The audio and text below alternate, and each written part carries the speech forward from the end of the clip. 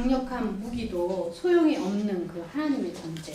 그것을 이 내용을 통해서 그것을 이미 예시해주고 있는 것이죠.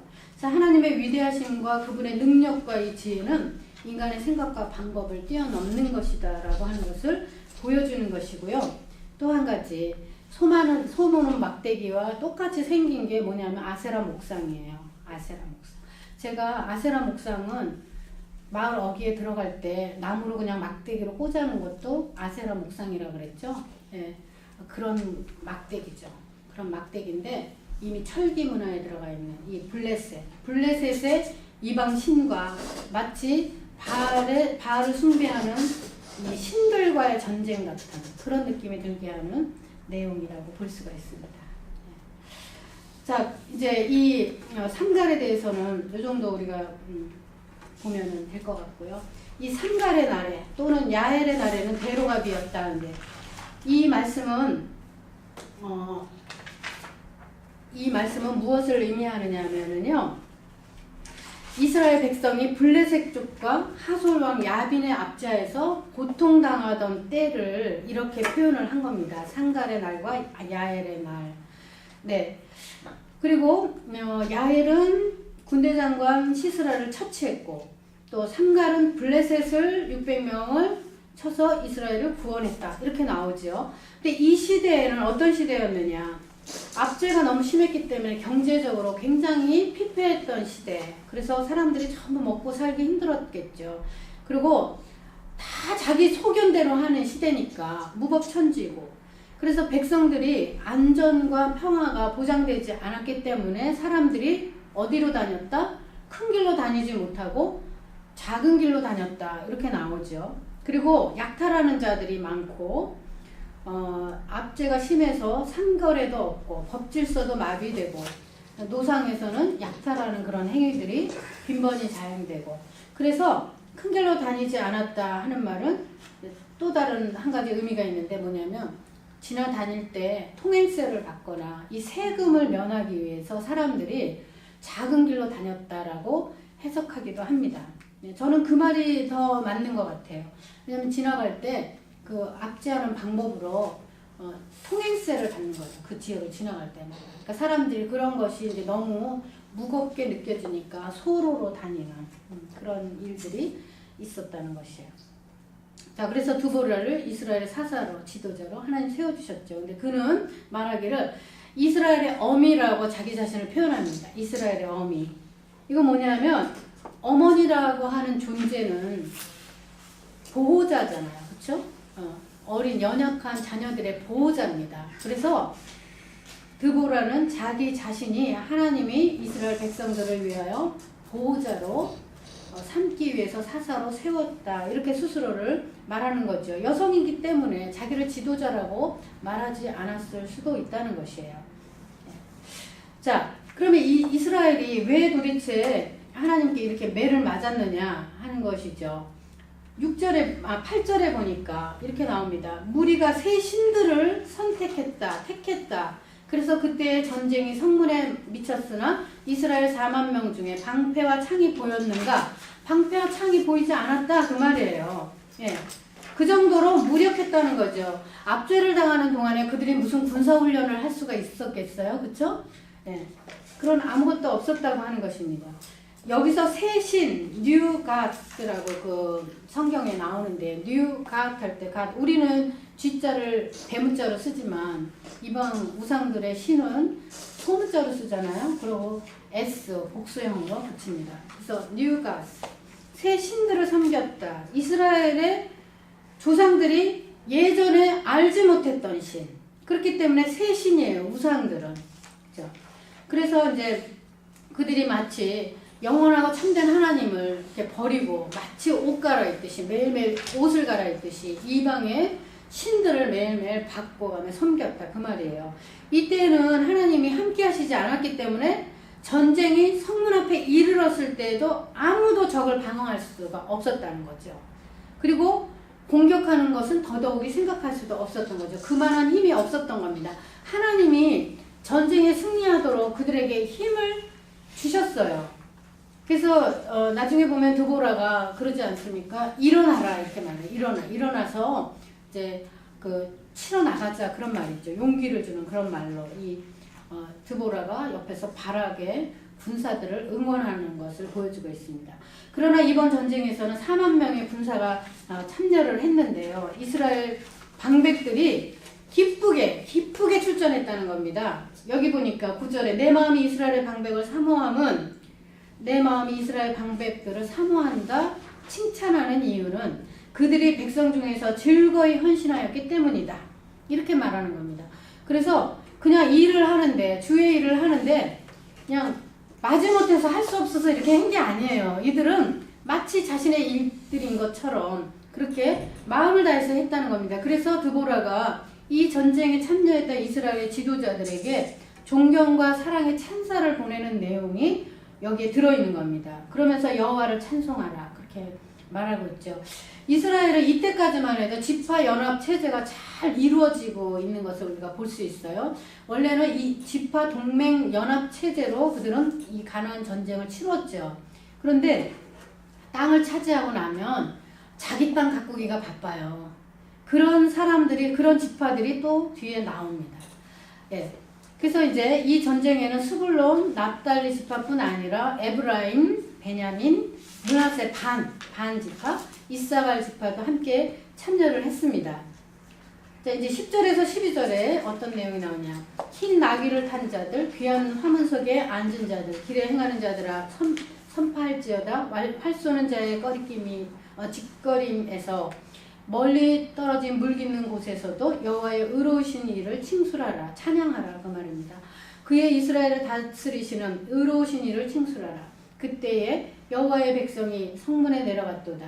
깰지어다 깰지어다 드보라야 깰지어다 너는 노래할지어다 일어날지어다 바락이여 아비노함의 아들이여 내 사로잡은 자를 끌고 갈지어다. 네, 자 지도자들의 헌신을 기리는 대목입니다. 흰 나귀를 탄 자, 화문석에 앉은 자, 길에 행하는 자. 예. 이 이스라엘은 모든 계층, 모든 사람을 말하는 거죠. 한마디로. 흰 나귀를 탄 자는 사회 지도적인 위치에 있는 자들. 예.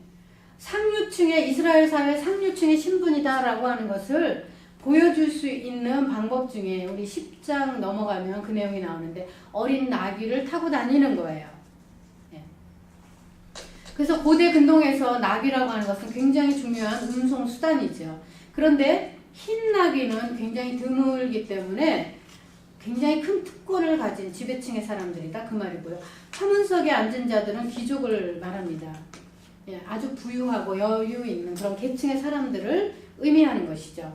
길에 행하는 자들은 일반 평민 그리고 상업하는 행상들 이런 사람들을 가리키는 거죠. 예, 압제자들이 아주 혹독하게 학대했던 그 시절에는 그들이 길을 함부로 다닐 수 없었다 그러잖아요. 근데 이제 안전하게 길을 다닐 수가 있어요. 그리고 이 모든 사람들에게 그것이 바로 여호와 하나님의 구원의 역사다라고 하는 것을 말하면서 찬송하라 이렇게 말하죠. 활 쏘는 자는 이스라엘의 대적들을 말해요. 활 쏘는 자. 예. 네, 그래서 이제 이 모든 압제 시대가 끝났고 하나님이 그들을 진멸하셨기 때문에 이렇게 우리가 평화의 시대를 맞고 있다. 이것에 대한 노래입니다. 그리고 이제 여인들이 마음 놓고 물을 길러 갈 수 있어요. 예전에는 마을 어귀에 있는 그 물을 뜨는 곳까지 가는 것도 굉장히 위험한 일이었죠. 그런데 이제 하나님이 적을 물리치셨으니까 안심하고 물을 길러 갈 수 있도록 그렇게 해주셨다는 겁니다. 하나님의 의로우심을 찬송하라 그런 말이고요. 자, 성문이라고 하는 거 그 다음 페이지에 보면 성문이라고 하는 것은 백성들의 아주 중요한 모임 장소거든요. 이곳에는 상거래, 공식 재판, 또 중요한 사항을 공지한다든가 사람들의 친교 이런 것들이 이루어지는 장소였는데 시스라의 군대와 전쟁하는 동안에는 이런 것들이 이루어질 수 없었겠죠. 그래서 이제 다시 평화가 와서 다시 성문으로 사람들이 모여들 수 있게 되었다. 그런 표현이에요. 그러면서 드보라는 4번이나 스스로 깨어서 하나님을 찬송하라 이렇게 말을 합니다. 예. 그래서 하나님의 구원의 역사 앞에서 영적으로 깨어서 그 영광을 힘있게 찬송할 책임이 우리 믿음의 사람들에게 있는 것이에요. 우리는 매일매일의 삶을 통해서 하나님이 우리를 통해서 영광을 받으시고 하나님이 우리를 통해서 찬송을 받으시고 그러할 분으로 우리의 삶을 살아가야 된다고 하는 것이죠. 예, 여기서 이제 사로잡은 자라는 것은 바락이 시스라군을 진멸할 때 생포한 포로들을 말하는 거거든요. 이 포로들을 데리고 이제 가라고 이스라엘 진영으로 돌아가라고 그렇게 말을 합니다. 그건 뭐냐면 그것을 통해서 하나님께 영광을 돌리게 온 백성들이 영광을 돌리게 하기 위해서. 13절에서 이제 18절 말씀에 보면 이스라엘의 군사들이 소집이 되죠. 여기 이제 여호와께서 용사들을 치려고 강림하셨도다. 그럼 여호와께서 나를 위하여 용사를 치시려고 강림하셨다. 이런 말이 나오는데요. 여기서 용사라는 건 뭐냐면 야빈의 군대 장관 시스라를 말하는 거예요. 그리고 그 군사들을 말하는 겁니다. 그 군사들을 치시기 위해서 여호와 하나님이 직접 강림하셨어요. 오셨어요. 그래서 여호와 하나님이 강림하셨다고 하는 것은 아까 제 말씀드린 대로 초자연적인 기적으로 적들을 패퇴시키시고 이스라엘을 도우시는 것을 의미하는 거예요. 여호와 하나님이 눈에 보이는 어떤 모습으로 오신 것이 아니라 그분이 뒤에서 움직이시는 모든 현상들을 통해서 이스라엘이 승리하게 하셨다라고 하는 것을 말하고 있는 것입니다. 자, 그래서 에브라임 지파 중에서 이제 이번 전투에 출전했었던 사람들이 이제 아말렉 족속들이 살던 곳에 그런 사람들이 있었습니다. 그래서 에브라임에게서 나온 자는 아말렉의 뿌리 박힌 자요. 그 다음에 베냐민은 너희 백성 중에 섞였으며 마길에서는 다스리는 자들이 내려왔고 스불론에게서는 대장군의 지팡이를 잡은 자가 내려왔다. 이사갈의 방백들이 두보라 함께 하니 이사갈의 심사를 바락도 가졌도다. 이 말씀은 뭐냐면은요. 여기에 이사갈의 심사를 바락도 가졌다. 그런 말씀이 나오죠. 마음이 서로 다 하나가 되었다. 그런 말이에요. 마음이 다 하나가 되었다. 그래서 바락의 마음이나 그를 지원하는 이사갈의 마음이나 동일한 마음으로 이 전쟁에 아주 열심을 내었다. 그런 말입니다. 이게. 그래서 베냐민 지파라든가 에브라임 지파라든가 이런 여러 지파들이요. 전부 개인의 자격으로 참여하기도 하고 아무튼 기쁜 마음으로 헌신했다고 하는 것입니다. 자, 그래서 이제 여기 보니까 대장군의 지팡이라는 말이 이제 나오는데요. 어디에 그게 곧자기로 아까 16절 내가 양의 우리 가운데 앉아서 목자의 부는 소리를 들으면 어찌미뇨 르우벤 시냇가에서 마음에 크게 살핌이 있도다. 이 말씀은 뭐냐면요 이겁니다. 그럼에도 불구하고 이렇게 마음을 다 합해서 전부 전투에 참여했음에도 불구하고 빠진 지파가 있어요. 빠진 지파가 어느 지파냐면 르우벤 지파거든요. 여기 16절에 보니까 내가 양의 우리 가운데 앉아서 목자의 부는 소리를 들음이 어찌미냐 그런 말이 나옵니다. 그 전에 르우벤 시냇가에 큰 결심이 있었도다. 그런 말씀이 나오는데요. 이건 뭐냐면요. 큰 결심이 있었다는 것이 이 전쟁에 참여할지 말아야 할지 참여해야 할지 말아야 할지 자기네들끼리 탁상 공론이 엄청나게 많았다 그 말이에요. 그런데 왜 도대체 못 나갔을까요? 이들은 르우벤 지파는 왜 못 나갔을까요? 그들이 차지한 평지인데요. 거기 시냇가에서 마음에 크게 살핌이 있도다 탁상 공론을 하면서 거기에서 소 몰고 그리고 평지를 일구고 목초지를 일구고 그러는 데에 마음을 쏟았기 때문에 이곳에 이 전쟁에 참여하지 않았다 그 말이에요. 예. 그래서 얼마나 많은 전쟁에 참여 여부를 가지고 의논이 있었는가 하는 것을 토론이 있었는가 하는 것을 말하고 있어요. 근데 우리가 어떤 큰 일을 할 때 하나님께서 우리 교회 공동체를 통해서 어떤 일을 할 때 사람들이 회의를 해서 어떤 일을 결정할 때요. 정말 하나님의 신에 감동된 자들 그리고 정말 기도를 많이 하는 사람들 그런 사람들이 모여서 투표를 하고 그것을 결정하고 하는 것은 참 좋습니다. 그렇지만은 이 교회 공동체의 모든 사람들에게 전부 투표권을 주고 모든 것을 다 같이 의논한다 하는 것은 굉장한 어려움이 있어요. 그 안에는. 그리고 어떤 허점도 있습니다. 그렇기 때문에 그것은 사람의 공동체이기 때문에 그렇다고 하는 것이에요. 여기서 보면 이 르우벤이 그렇게 자기네들끼리 계속 탁상공론을 하면서 결국은 전쟁 소식을 듣고도 목자의 그 평안한 생활에 안주해서 나오지 않았어요. 이 전쟁에 참여하지 않았습니다. 이거를 비꼬는 겁니다. 지금. 네. 자, 그리고요, 여기 보면 17절에 길르앗은 요단 저편에 거하거늘 단 지파를 말하는 거예요. 단은 배에 머무르면 어찌미뇨 그랬는데요. 여기 배에 머무른다 그러니까 무슨 배 안에서 이렇게 뭐 있었다 그런 의미가 아닙니다. 이거는 뭐냐면 길르앗이라고 하는 것은 갓지파하고 므낫세 반지파를 가리키는데요. 여기 또 단지파도 같이 마찬가지입니다. 다 같이 전쟁에 참여를 안 한 거예요. 그들은 자기들의 이기적인 생활을 즐기고만 있었습니다. 즐기고만 있었어요. 그래서 배에 머무른다 이 말은요. 뭐 뱃사람이라서 이 사람들이 배에 있다 그게 아니라 해변가에 네? 시냇가에 그냥 앉아서 놀았다 그 말이에요. 한마디로. 평안한 생활을 즐기고 있었다 그런 말이죠. 그래서 여기서 뱃사람 배에서 머물다 그 말은 해변에 앉아있고 자기 시냇가에 거하면서 자기 각자 지중 해변 그곳에서 자기의 이기적인 생활을 즐겼다 그런 말입니다. 그래서 이들이 드보라의 노래에 이렇게 비난받는 사람들로 지파들로 나오거든요.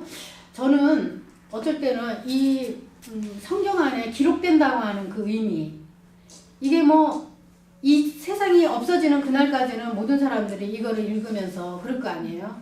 그런 면에서 보면 빌라도 같은 사람 참으로 난 가장 불행한 사람이라고 생각해. 그런 사람은요. 두고두고 세상이 없어지는 그날까지 예수님이 다시 오시는 그날까지 그 이름은 성경 안에 그렇게 악한 이름으로 남아있잖아요. 그렇죠?